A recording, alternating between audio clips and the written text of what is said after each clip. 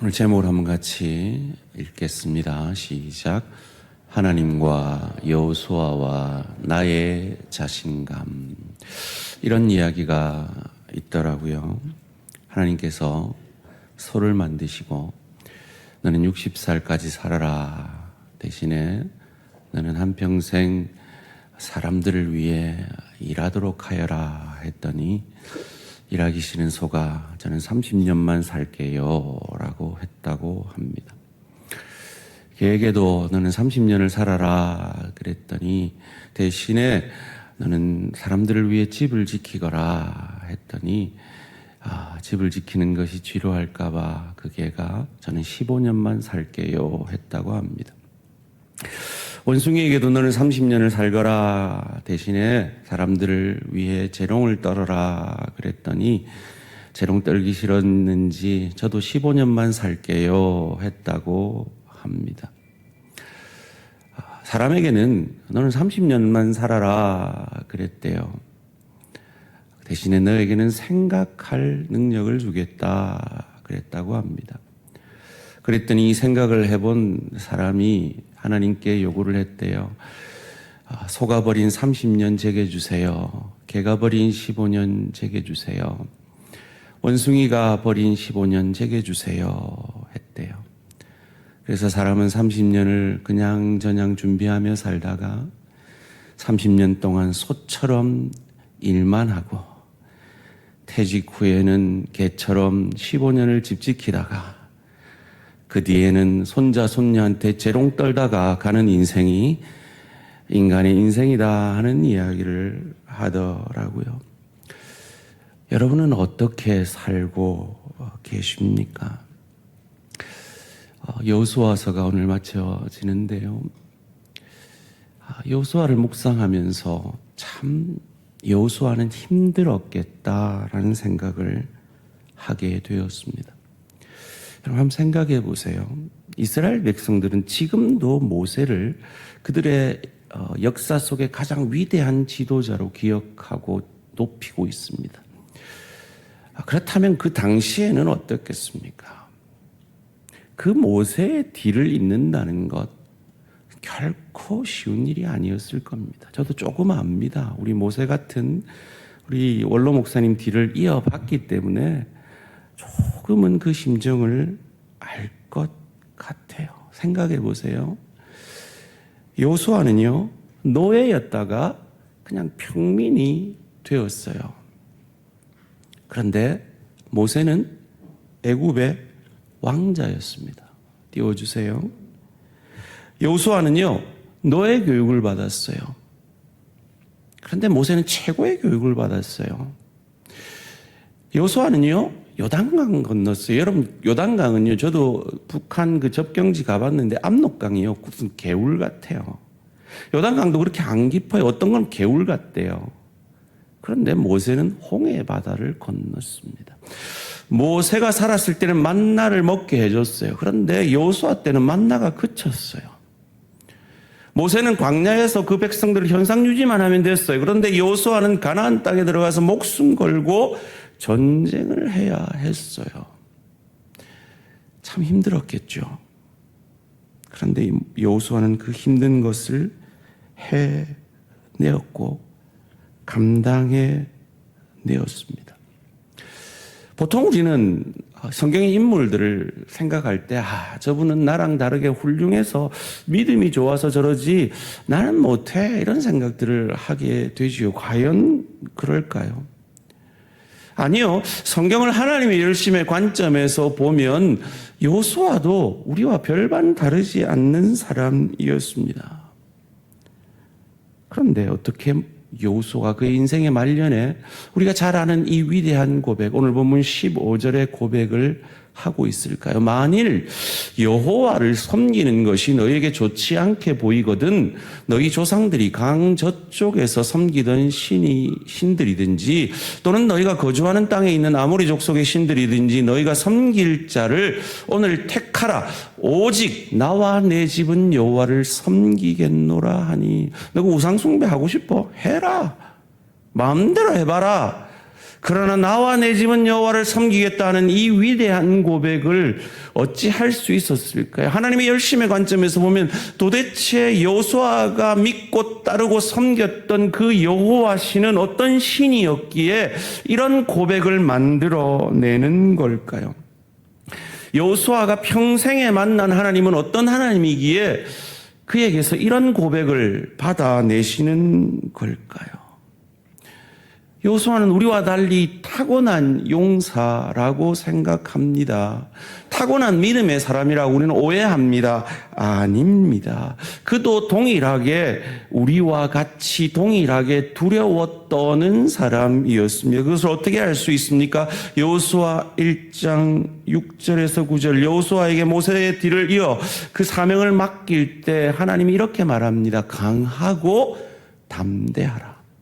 너는 내가 그들의 조상에게 맹세하여 그들에게 주리라 한 땅을 이 백성에게 차지하게 하리라. 7절 말씀.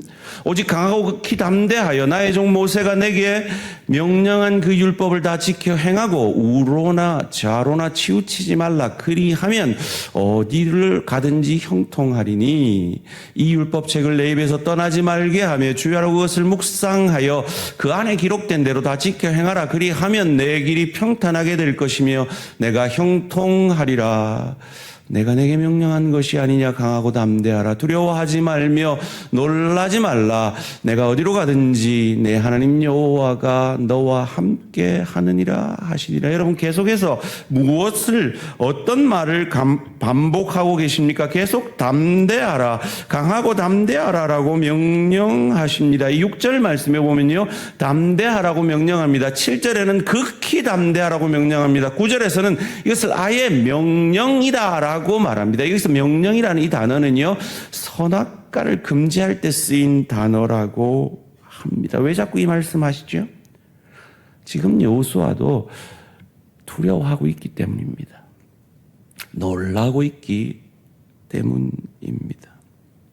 이 말씀을 하시기 전에 주신 말씀이 여호수아 1장 5절 말씀이거든요. 내 평생에 너를 능히 대적할 자가 없으리니 내가 모세와 함께 있었던 것 같이 너와 함께 있을 것임이니라. 내가 너를 떠나지 아니하며 버리지 아니하리니 내 너와 함께 해줄게. 떠나지 않게 버리지 않을게라고 약속했어요. 그런데 그는 여전히 그 약속이 잘 안 믿기는 겁니다. 그래서 두려워하는 거죠. 그래서 놀라는 것입니다. 우리랑 별반 다르지 않은 사람이다라는 거죠. 그런데 그의 인생의 말년에는 자신감 있게 고백하잖아요. 우상 섬길래?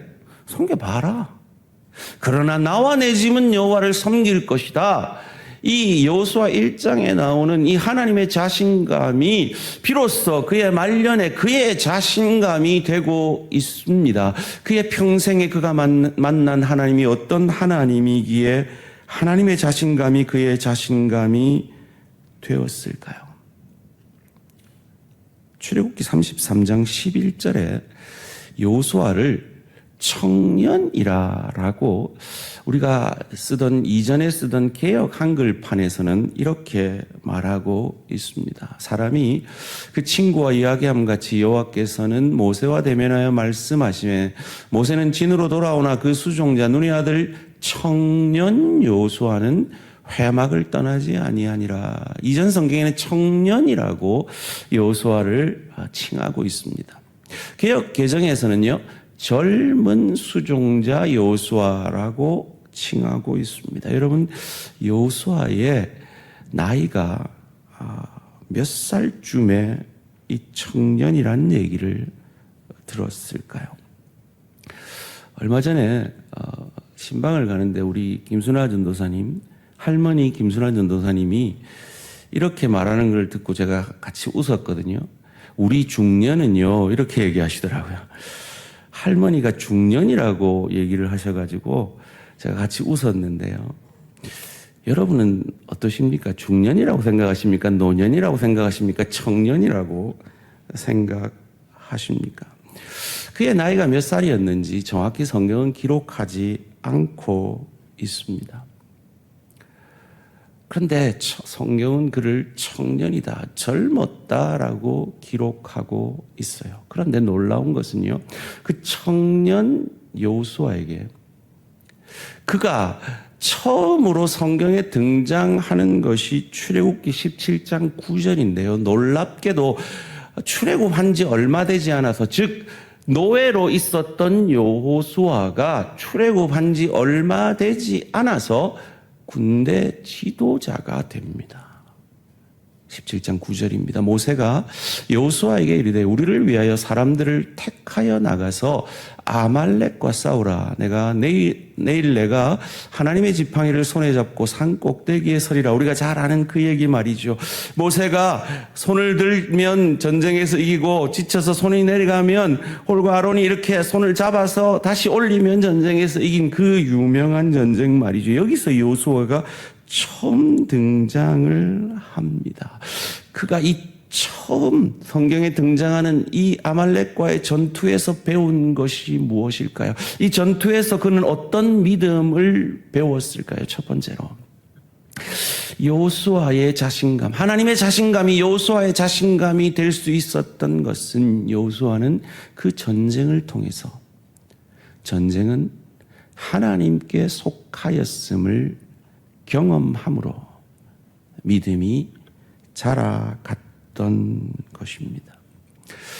여호수아를 성경은 충성의 사람, 순종의 사람이라고 이야기하죠. 여러분 생각해 보세요. 노예였습니다. 그리고 출애굽한 지 몇 달 만에 모세가 군대 지도자를 세워요. 그리고 청년이라고 출애굽기 31장에서 얘기를 하고 33장에서 얘기를 하고 있다면 그의 나이가 젊었을 거란 말이죠. 그런 의미에서 그는 충분히 이렇게 얘기했을 겁니다. 아이고, 모세님, 저 아직 어립니다. 저 아직 경험도 없어요. 지금은 못합니다. 마치 우리 성도님들이 집사님 이거 좀 해주실래요? 하면 아유 저 못해요. 이렇게 얘기하시는 것처럼 충분히 여호수아도 그럴 수 있었습니다. 그런데 순종이 무엇입니까? 순종은 나와 내 생각과 맞을 때, 동의할 때 하는 것이 순종이 아닙니다. 내 생각과 달라도 예 알겠습니다라고 하는 것이 순종이죠. 여호수아는 그런 순종의 사람이었습니다. 그 순종을 통해 그는 무엇을 배웠습니까? 전쟁은 내 능력에 있는 것이 아니라 하나님의 능력에 있는 거구나. 그의 첫 전쟁을 통해서 경험함으로 그의 믿음이 자라갔던 것이죠. 역대하 20장 15절을 배운 것입니다. 야시엘이 이르러 온 유대와 예루살렘 주민과 여호사밧 왕이여 들을지어다. 여호와께서 이같이 너희에게 말씀하시기를 너희는 이 큰 무리로 말미암아 두려워하거나 놀라지 말라. 함께 읽을까요? 시작. 이 전쟁은 너희에게 속한 것이 아니요 하나님께 속한 것이니라. 아멘. 여러분, 지난 한 주간도 저와 여러분은 전쟁 같은 일상을 사셨죠. 그리고 길건 짧건 우리의 인생을 돌아보면 우리는 이 고백을 하게 됩니다. 이 전쟁 같은 인생은 내게 달린 것 아니라 하나님의 손에 달린 거구나 깨닫게 되어지죠. 여러분이 만약 그것을 깨달았다면 여러분은 여호수아가 경험한 것을 경험한 분들입니다. 성경의 두 번째로 여호수아가 나오는 장면은 출애굽기 24장 13절 말씀입니다. 모세가 그의 부하 여호수아와 함께 일어나 모세가 하나님의 산으로 올라가며 시내산에 십계명을 받으러 올라갈 때 모세가 여호수아를 대동해 갑니다. 아마도 중턱쯤에 있었겠죠. 그리고 십계명을 받아 모세와 함께 내려올 때 전쟁 같은 소리가 여호수아의 귀에 들립니다. 출애굽기 32장 17절 말씀입니다. 여호수아가 백성들의 요란한 소리를 듣고 모세에게 말하되 진중에서 싸우는 소리가 나나이다. 시끄러웠겠죠. 그런데 왜 여호수아의 귀에는 싸우는 소리로 들렸을까요? 이것을 전문용어로 개 눈에는 똥밖에 안 보인다라고 말할 수가 있어요. 장수의 귀에는 시끄러운 게 싸움 소리로 들리는 거죠. 그런데 이 여호수아가 이 사건을 통해서 무엇을 배웠을까요? 십계명이라는 하나님의 은혜를 받아 내려오는데 그들은 금송아지를 만들어서 이것이 우리를 인도한 애굽에서 인도한 신이다, 여호와다라고 숭배하고 있는 그 모습은 마치 선악과를 따먹은 인간의 죄된 모습이죠. 선악과를 따먹었다는 건 자기가 하나님이 되는 거죠. 자기가 왕이 되는 겁니다. 자기들이 만든 신, 자기들이 원하는 대로 해주는 그 신을 그들은 섬기고 있는 것이죠. 그들이 누굽니까? 바로 나죠. 내 배가 신인 우리 죄인인 인간이죠. 그런데 이 사건을 통해 여호수아는 인간에 대해 배우고 있는 겁니다. 하나님의 자신감이 어떻게 여호수아의 자신감이 되었을까요? 두 번째로, 여호수아는 이스라엘 백성들의 이 죄악됨을 경험함으로 인간의 죄악됨에 대한 하나님의 은혜 아니면 살 소망이 없다라는 믿음이 자라간 것이죠. 그리고 지도자로서 준비되면서 그런 죄된 인간들을 품어낼 수 있는 넓은 가슴을 준비하고 있는 것이죠. 성도님들, 때로 저를 포함해서 우리 교육자들에게 아마 실망이 되실 때가 있을 겁니다. 그렇죠, 그죠?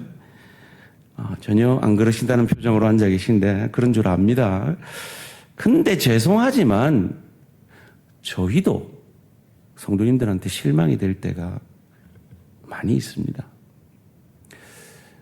그런데 저 개인적으로는요, 그런 경험들을 할 때마다 제게 도움이 되는 게 뭐냐면 제가 20년 했던 이민 목회입니다. 제 마음속에 저분 왜 저러지? 이러다가도 저도 모르게 제 마음속에서 들리는 음성이 있습니다. 아유, 그래도 저분 이민교회 성도보다는 낫잖아. 이런 마음 말이죠. 지금 여호수아는 그것을 훈련하고 있는 것이죠. 그런데요, 이 일에 대해 하나님은 엄청난 분노를 바라십니다.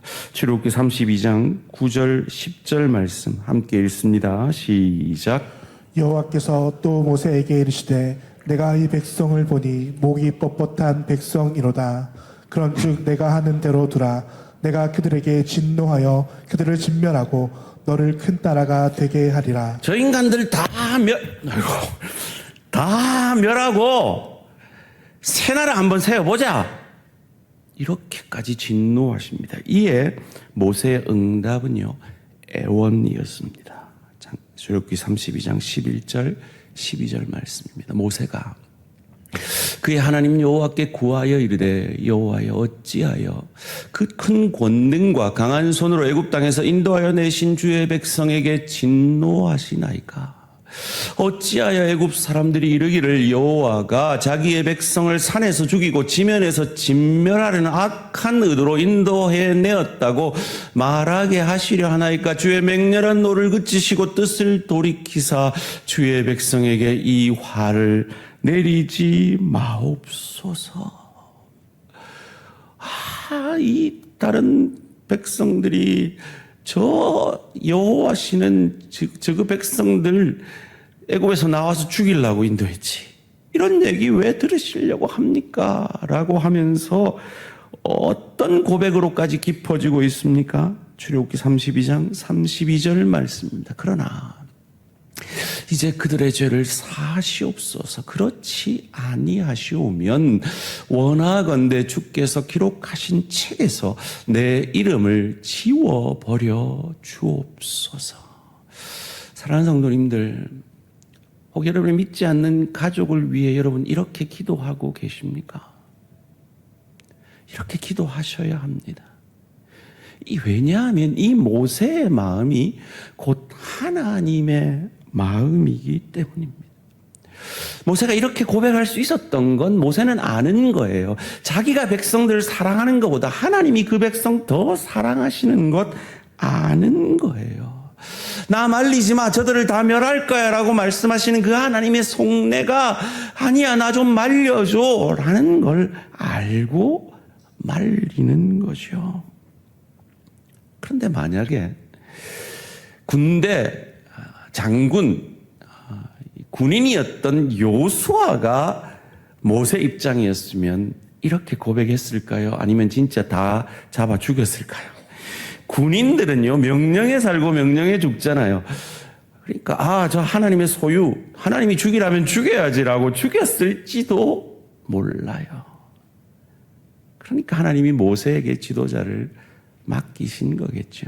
사랑하는 성도님들, 여러분이 어떤 사명, 어떤 직분을 맡고 계시든지 간에 하나님은 잘 아시고 우리가 꼭 필요한 그 자리에 사명을 맡기고 계심을 믿으시기를 주님의 이름으로 축원합니다. 그런 군인이었던, 명령에 살고 명령에 죽었던 그 군인이었던 여호수아가 그 모세의 모습을 보고 배우는 거죠.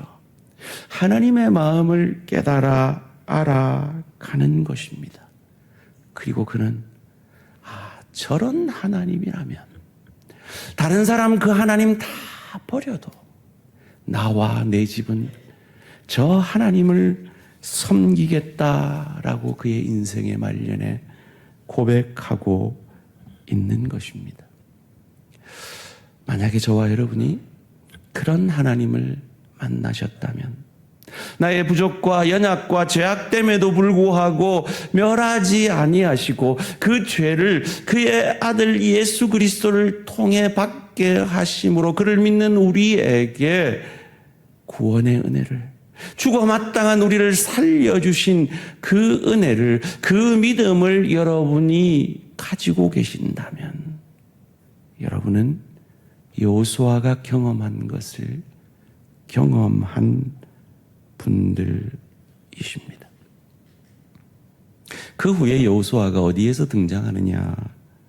앞서 읽은 출애굽기 33장 11절에서 등장합니다. 사람이 자기의 친구와 이야기함 같이 여호와께서는 모세와 대면하여 말씀하시며 모세는 진으로 돌아오나 눈의 아들 젊은 수종자 여호수아는 회막을 성막을 떠나지 아니하니라. 모세가 늘 하나님과 대화하던 그 회막을 떠나지 않습니다. 왜요? 그는 죽어 마땅한 인간의 죄악을 보고 경험했거든요. 하나님의 은혜를 상징하는 이 성막 아니면 이 회막 아니면 살 소망이 없음을 그는 깨달았거든요. 하나님을 만나는 예배를 사모하게 되었거든요. 이 모세의 강구에 하나님이 어떻게 냉정하게 말씀하시는지를 그는 들었거든요. 출애굽기 32장 33절 34절 말씀입니다. 여호와께서 모세에게 이르시되 누구든지 내게 범죄하면 내가 내 책에서 그를 지워버리리라. 이제 가서 내가 내게 말한 곳으로 백성을 인도하라. 내 사자가 내 앞서 가리라. 그러나 내가 보응할 날에는 그들의 죄를 보응하리라. 죄에 대해서 보응하시는 공의의 하나님이심을 그는 알고 깨달았거든요. 하나님의 은혜 아니면 생명책에서 지워버리게 되어지는 죄인인 인간을 깨달았거든요. 그래서 그는 은혜의 상징인 회막을 떠나지 않고 있는 것입니다. 어떻게 하나님의 자신감이 여호수아의 자신감이 되었을까요? 세 번째로, 그는 그의 인생의 경험을 통해서 인간의 죄악됨을 깨닫고 그 죄악됨에는 하나님의 은혜가 임하는 이 회막의 은혜만이, 하나님의 긍휼의 사랑만이 인간에게 소망인 것을 깨달아 그의 믿음이 자라감으로 그는 그의 인생의 말년에 그래, 우상 숭배해봐라. 그러나 나와 내 집은 여호와를 섬길 거다. 왜냐하면 그분은 긍휼의 하나님이거든. 그분은 나의 죄에 대하여 그가 대신 갚으심으로 우리를 용서하고 끝까지 사랑하시는 하나님이거든. 그의 믿음의 고백을 하고 있는 겁니다. 여호수아가 떠나지 않았던 회막, 성막이라고도 하는 그곳에는 성소가 있고 지성소가 있죠. 지성소에는 대제사장이 1년에 한 차례 대속죄일에 끈을 달고 방울을 달고 그를 위하여 먼저 제사를 드린 이후에 짐승의 피를 가지고 들어가지요. 그리고 법궤 위에는 시은자라고 해서 은혜가 임하는 자리라고 하죠. 그곳에 그 짐승의 피를 부음으로 하나님의 은혜로 죄 사함 받는 것, 죄 없는, 흠 없는 짐승의 죽어지심을 통해 그들이 살아남을 그 성막에서 이스라엘 백성들은 오실 메시아를 바라보는 것이죠. 사진을 보여드리겠습니다. 저 성막 안에는, 저 법궤 안에는 무엇이 있었습니까? 여호수아가, 모세가 그들의 그 금송아지를 섬길 때 이대로는 죽는다, 이대로는 저들은 죽을 수밖에 없다라고 생각하고 그 돌판을 던져 깨뜨린 그 십계명 돌판이 들어가 있죠. 모세를 반항했던 그 백성들을 멸할 때 증거로 보여준 아론의 쌍난 지팡이가 들어가 있습니다. 하나님이 먹이셨음에도 늘 불평했던 만나가 들어가 있죠. 하나님의 은혜와 그 은혜에 대해서 이스라엘 백성들이 죄악으로 반응했던 그 물품들이 저 안에 들어가 있는 것이죠. 바로 금송아지를 만들었던 이스라엘의 죄악, 여호수아가 보았던 그곳에 그 시은자의 메시아, 예수 그리스도를 상징하는 죄 없는, 흠 없는 짐승의 피가 그에 부어짐으로 그 제사장이 다시 하나님 앞에 나아가서 죽어야 하는데 그 짐승의 피 때문에 살아난, 마치 유월절에 그 반려진 어린 양의 피 때문에 유월하게 된, 패스오버하게 된 그것과 같이 그 제사장이 살아나 그 지성소를 나올 때 그들도 살아날 것임을, 그들의 죄를 사함받았음을 환호했던 이스라엘 백성들처럼 여호수아는 그 은혜를 기억함으로, 너희들 그 어떤 신이 그런 신이 있어, 그 어떤 신이 자기를 죽여 사람을 살리는 신이 있어, 섬길 테면 섬겨봐. 그러나 나와 내 집은 여호와를 섬길 거야 라고 하나님의 자신감이 여호수아의 자신감이 되었던 것입니다. 정리를 해보겠습니다. 여호수아는 어떻게 두려워 떨고 있던 그가 이 위대한 고백을 남길 수 있었습니까?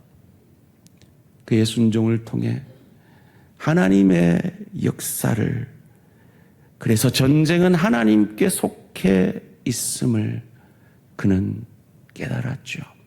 우리도 마찬가지입니다. 전쟁 같은 우리의 인생에 하나님의 손에 우리 인생이 있음을 깨달았다면 여호수아와 같이 여러분은 하나님을 경험하신 겁니다. 이스라엘의 죄악 됨을 경험한 것처럼 나의 죄인됨을 주님 앞에 고백하면서 예수 십자가 보혈 아니면 나는 살 소망이 없다고 여러분이 믿는다면 여러분은 여호수아가 경험한 것을 경험한 분들입니다. 회막을 통해서 하나님의 긍휼의 사랑에 대한 믿음이 자랐다면 여러분은 그것을 경험한 분들입니다. 왜요? 예수님이 죽으셨을 때 이 회막에서 이 성막에서 어떤 일이 일어났습니까? 마가복음 15장 38절 말씀인데 이에 성소 휘장이 위로부터 아래까지 찢어져 둘이 되니라. 성소와 지성소를 가로막고 있던, 그래서 대제사장만이 들어갈 수 있었던 그 지성소를 가로막고 있던 휘장이 위에서부터 아래로 찢어졌습니다. 예수님이 다 이루었다 고백하며 죽으셨을 때 말이죠. 그래서 어떤 결과가 나타났습니까? 히브리서 10장 19절이 이렇게 말합니다. 그러므로 형제들아, 우리가 예수의 피를 힘입어 성소에 들어갈 담력을 얻었나니. 이 믿음 때문에 지난 한 주간 넘어지고 쓰러지고 범죄하였지만 우리는 성령의 능력, 예수의 십자가 보혈을 의지하여 감히 하나님 앞에 예배자로 나와 있는 것입니다. 그렇다면 여러분은, 이것을 믿는다면 저와 여러분은 여호수아가 경험한 것을 경험한 하나님의 사람들임을 믿으시기를 주님의 이름으로 축원합니다. 그러므로 저와 여러분들도 여호수아처럼 하나님의 자신감이 여호수아의 자신감이 된 것처럼 그 여호수아의 자신감이 나의 자신감이 되어서 그 누구에게라도 당신 다른 신 믿어? 그래, 믿어봐. 그런데 나와 내 집은 죽을 때까지 여호와만 섬길 거야. 그 고백을 만들어 낼 수가 있어야 하는 것입니다. 이 고백의 백성들의 반응이 무엇이었습니까? 여호수아서 24장 16절에서 18절까지 말씀 함께 읽습니다. 시작. 백성이 대답하여 이르되 우리가 결단코 여호와를 버리고 다른 신들을 섬기지 아니하리니 이는 우리 하나님 여호와께서 친히 우리와 우리 땅 종되었던 집에서 올라오게 하시고 우리 목전에서 그 큰 이적들을 행하시고 우리가 행한 모든 길과 우리가 지나온 모든 백성들 중에서 우리를 보호하셨음이며 여호와께서 또 모든 백성들과 이 땅에서 거주하던 아모리 족속을 우리 앞에서 쫓아내셨음이라. 그러므로 우리도 여호와를 섬기리니 그는 우리 하나님이십니다 하니라. 이 고백을 여러분의 신실한 믿음의 삶을 통해 여러분의 자녀들에게, 여러분의 구역원들에게 받아내시는 저와 우리 모든 성도님들 되시기를 주님의 이름으로 축원합니다. 자, 여호수아의 나이는 청년일 때 몇 살이었을까요? 젊은 종이었을 때 몇 살이었을까요? 그런 젊은 그에게 군 지도자를 맡겼을 때 순종한 그는 그 순종을 통해서 믿음으로 자라났습니다. 그의 나이를 밝히는 성경은요, 그가 죽을 때뿐이에요. 출애굽기 여호수아서 24장 29절 말씀입니다. 2일 후에 여호와의 종 눈의 아들 여호수아가 110세에 죽음에, 여호수아가 모세와 함께 40년을 광야에서 방황을 했습니다. 40년을 지났겠죠. 이 가나안 땅을 점령하는 것이 짧게 생각하면 한 30년, 그러면 그는 40대 중반쯤이었을 것 같습니다. 40대 중반이 청년입니까? 어떤 사람이 청년입니까? 우린 지난주에 85세 할아버지 청년 갈렙을 성경 가운데 만났습니다. 저는 우리 김순환 전사님이 본인을 중년이라고 표현하시는 걸 참 좋게 여겼습니다. 여러분은 여러분의 영적 나이를 몇 살로 생각을 하십니까? 어떤 사람이 청년입니까? 하나님의 자신감이 나의 자신감이 되는 사람이 청년이라 믿습니다. 아무리 나이가 많아도 그거 저 할 수 있습니다. 저 주의 교회를 위해서 다른 건 못해도 기도할 수 있습니다. 그런 분들은 나이 드셔도 청년인 줄 믿습니다. 그럼 어떻게 남은 생에 사시겠습니까? 소처럼 일만 하다가 가시겠습니까? 개처럼 집만 지키다가 가시겠습니까? 원숭이처럼 재롱만 부리다가 가시겠습니까? 아니면 여호수아처럼 갈렙처럼 아무리 나이가 들어도 사명 위에 사시다가 가시겠습니까? 사명이 뭘까요? 다니엘 기도의 20번째 날에 시작하기 전에 찬양 마치고 저희 참여한 우리 본당에 모여있던 성도님들이 한번 빵 하고 터지고 웃었습니다. 바로 이 사진 때문에 한번 빵 하고 웃었습니다. 그날 사회본분 목사님이 김성권 목사였어요. 근데 시원하게 벗겨주셨죠. 그래서 빵 터졌어요. 저는 웃으면서도 속으로는 약간 울었어요. 왜냐하면 저를 이 머리 깎아주시는 우리 집사님이 여기 계신데 제 머리를 깎고는 자꾸 이렇게 머리털이 나는 그걸 스프레이를 막 뿌려주세요. 소갈머리가 비어가고 있다라는 거죠. 아이고, 목사님 머리 많은데 뭔 걱정이에요 싶으시죠? 여러분, 이 머리 빠지는 건 외탁이잖아요. 저희 큰 외삼촌이 이렇게 생기셨어요. 띄워주세요. 네. 우리 그 아래 외삼촌이 이렇게 생기셨어요. 띄워주세요. 그 다음 사진. 예, 제가 지금 걱정을 안 하게 생겼습니까? 그죠? 근데 저는 이 머리 벗겨지는 건 그렇게 걱정 안 합니다. 왜냐하면 하나님이 잘했다 이렇게 칭찬해 주셔가지고 벗겨지는 거라 생각을 하는데요. 웃자고 한 소리입니다. 근데 그날 저는 참 은혜를 받았어요. 양정숙 권사님이 자기 아버지가 그 조그마한 아이한테 뭐라고 얘기했냐면 그 막내딸한테 너 일주일에 한 번씩 고맙다는 말을 누군가에게 듣지 않으면 너 밥 안 줘. 에이, 설마 아버지가 그럴까? 실제로 밥을 안 줬대요. 그래서 노인들이, 우리 할머니들이 모여있는 거기 가가지고 노래 불러주고 우리랑 놀아줘서 고맙다 소리 듣고 밥 얻어 먹었대요. 여러분, 그게 사명입니다. 여러분 가족에게 고맙다 소리 들으십니까? 가정사역 잘 감당하고 계신 겁니다. 여러분, 일터에서 누군가에게 고맙다 소리 들으십니까? 일터 사역 잘 감당하고 계신 겁니다. 그런데 여러분 교회에서 누군가에게 고맙다 소리 듣고 계세요? 그거 듣지 못하면요, 여러분 지금 사명 감당하는 인생이 아니라 소처럼 일만 하다 가는 인생이고, 개처럼 집만 지키다 가는 인생이고, 원숭이처럼 재롱만 떨다 가는 인생이라는 거예요. 연말이 되면 오랜 사역으로 지쳐있는 지체들이 사역을 내려놓고 싶다는 말을 합니다. 그런 분들 보면 참 고맙죠. 감사해요. 얼마나 수고했으면 쉬고 싶으실까? 왜 그분들이 지칠까요? 주의 교회를 섬기면서 고맙다 소리를 안 듣는 분들 때문에 생기는 거죠. 아직 믿음이 어리신 분들은 얼마든지 그러셔도 돼요.